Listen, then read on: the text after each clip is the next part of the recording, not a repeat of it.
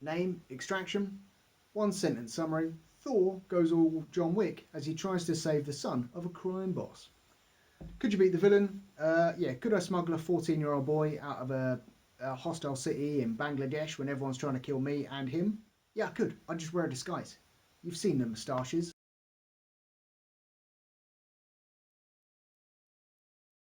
Disappear. Anyways, how do you improve the film? So if the kid is being driven home from school by a driver, why is the number two guy who's like looking out for him whilst his dad's in jail like, hey, aren't you supposed to come straight home from school? Don't tell the kid off. Tell the driver off. He's the one in charge. And then the kid is all like, he sneaks out presumably, and he gets a text, and he's like, gonna go meet my friends, and he replies, I'll meet you at the club in 30. Now, that was not a club. That was clearly a bar slash restaurant because there were pool tables and food in the background. So, what you talking about, kid? Also, so the kid gets kidnapped. He shouldn't have snuck out, basically.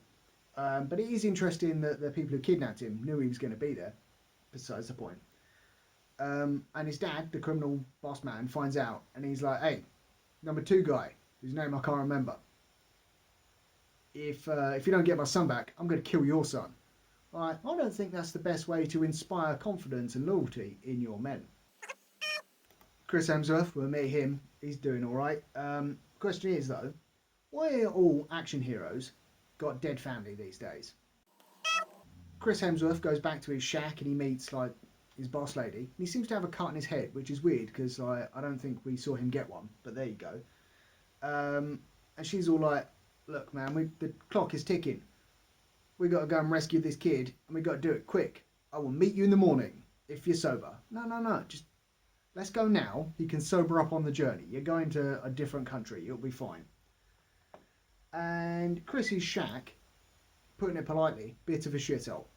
But his sunglasses that he's wearing throughout the film, I'm guessing those are pretty expensive. So there you go. Side note, his name is Tyler Rake. And one of the first things he kills someone with is a rake. Poetic justice or something. But my question there is, they're in an apartment like a couple of floors up. Why is there a rake there? Like, who's doing gardening with a rake? Anyways, another question about that is, so he's like pushing the guy's face towards the rake and it's going, ah. Why didn't that guy try and move the rake away from his face with his two hands that he had? The gangster man who kidnaps the other gangster man's kid, he's on a roof threatening some youths, as you do, and he's all like, look, I'm going to make you cut off two of your fingers. And then someone interrupts him, and he's like, you lucky kid. If I was like, no, policeman, shut your face, this kid's about to cut his fingers off, then I'll talk to you. Because the kid's got to learn, like, that's how they teach respect. So Chris Hemsworth and the kid he rescues, they put some bandanas on for like 2 minutes and then they take them off again. And I can't work out why they did that. It's not like there was like a gas attack they were protecting their faces from or anything like that. And the shocking twist is gangster man whose son's been kidnapped. Number two guy hires Chris Hemsworth and his team to rescue the kid, but he can't afford to pay them. So what he does is, as they're getting into the extraction point, ooh, look at that, the title. Number two man kills the team and then tries to steal the kid back. But if he's good enough to take out the team of mercenaries he hired to rescue the kid, he's probably good enough to just go and rescue the kid in the first place.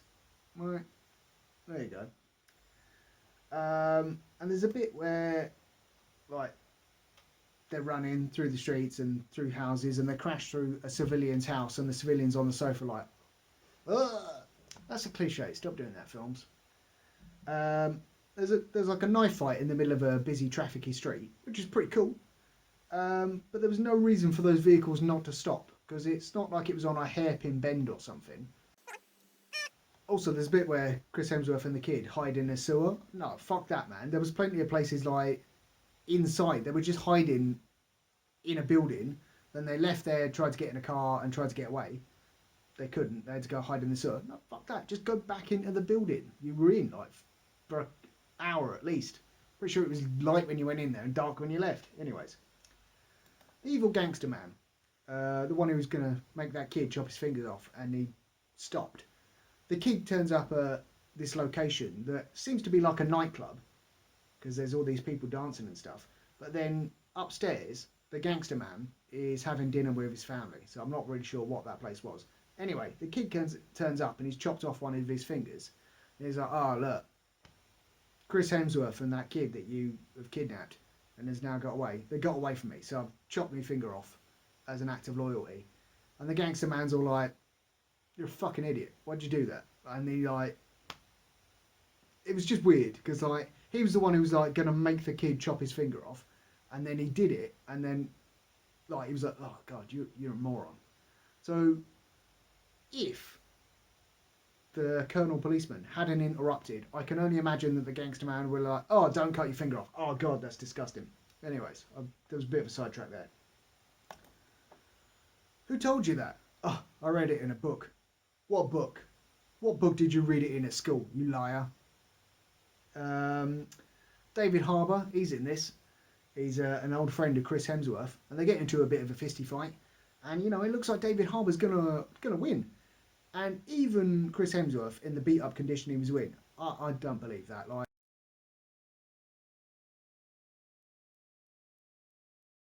the number 2 guy, he wears a cloak reminiscent of Thor's disguise in Ragnarok.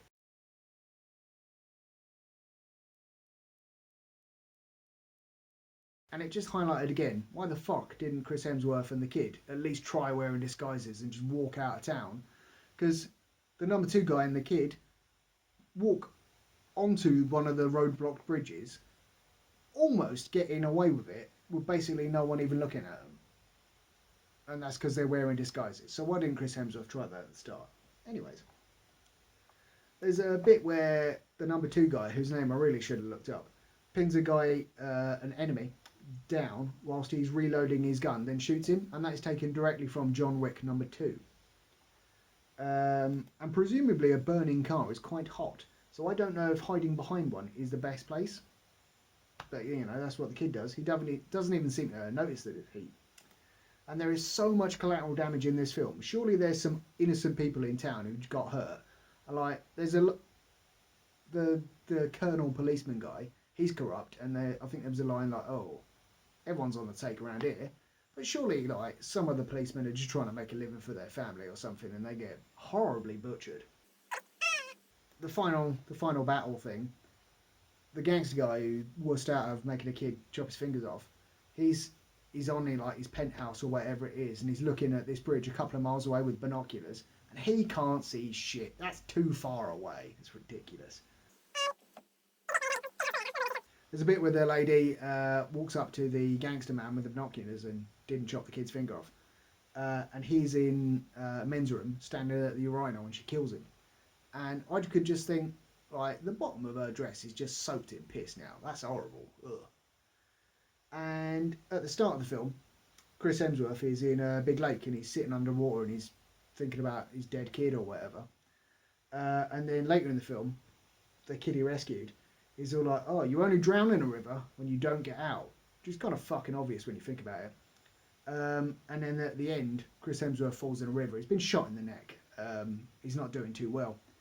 And then following on from that, the kid is in a swimming pool. He's sitting at the bottom, thinking about Chris Hemsworth probably. And it was just a bit like, it's too much. Like, it's too on the nose there. Come on, calm it down.